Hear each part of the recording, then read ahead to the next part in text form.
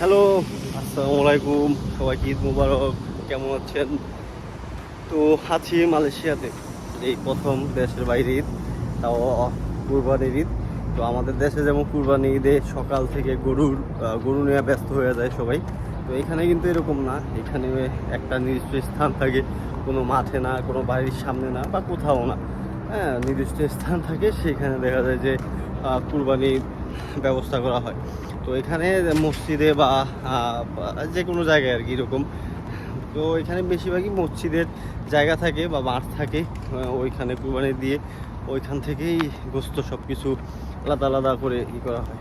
তো ওই এই জন্য এইখানে দেখা যায় যে গরুর মানে ব্যস্ততা নাই। তো এই যে দেখেন সব ফাঁকা, এখানে কোনো মানুষজন বা আমাদের দেশে হইলে তো গরু নিয়ে সব জায়গায় ব্যস্ত হয়ে যেত। তো এখানে কিন্তু ওরকম না, এখানে সব ফাঁকা ফাঁকা জায়গা।